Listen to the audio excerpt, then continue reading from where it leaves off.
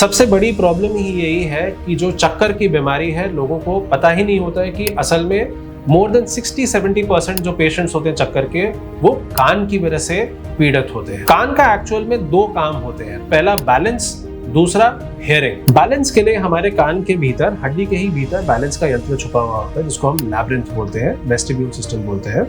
And इसी के अंदर कनाल्स, यूट्रिकल और सैक्यूल होते हैं, जिसकी वजह से, जिनके सही फंक्शनिंग की वजह से हमारे को सही नियंत्रण बना रहता है। कभी कभार इसी के अंदर जो बीमारियां होती है, उनमें अगर कोई खराबी आती है तो कान की वजह से एकदम से चक्कर आते हैं।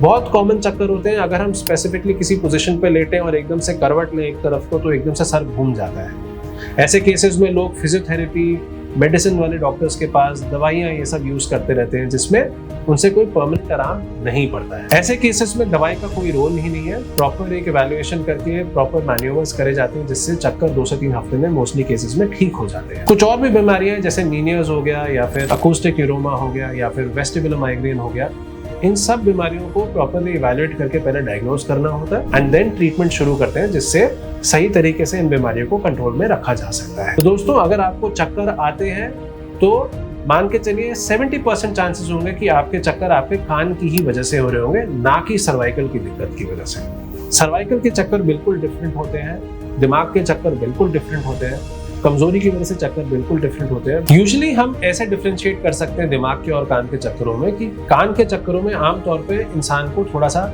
जी मिचलाना, चक्कर आना, थोड़े से डिसोसिएटिव सिम्टम्स काफी ज्यादा कॉमनली देखे जाते हैं। ऐसा नहीं है कि अगर किसी को चक्कर, जी मिचलाना ये सब साथ में एसोसिएटेड नहीं है तो वो कान से नहीं हो सकता, बट यूजुअली कान के चक्करों में एकदम से आना शुरू होएगा, आंखें भी हल्की हल्की सी ऐसे फ्लिकर करेंगी, साथ में जी मिचलाना, उल्टी आना, पेट में दिक्कत होना, और सब कुछ एकदम से ऐसा घूमता रहेगा। और कई केसेस में ये 10 सेकंड तक भी रह सकता है, कुछ बीमारियों में ये 1-1 घंटे तक रह सकता है, और कुछ बीमारियों में तो लगातार 2-3 दिन तक भी रह सकता है। यदि आपको कभी भी ऐसी कोई बीमारी होती है तो इसमें बिल्कुल भी टाइम वेस्ट ना करें। ट्रेन वर्टाइगो स्पेशलिस्ट, यानी प्रॉपर ENT सर्जन जो वर्टाइगो में स्पेशलिस्ट हो, उनसे जाकर मिले और सही इलाज करें। सिर्फ बीटा हिस्टीन या वर्टिन या एसिस्टूजोन ऐसी दवाइयों से इसमें इलाज नहीं होता है। वो सिर्फ आपका जो कान का जो लैब्रिंथाइन सिस्टम है, जो चक्कर के लिए जो आपका अपैरेटस है, उसको सिर्फ ब्लॉक कर देता है, उसकी सेंसेशंस।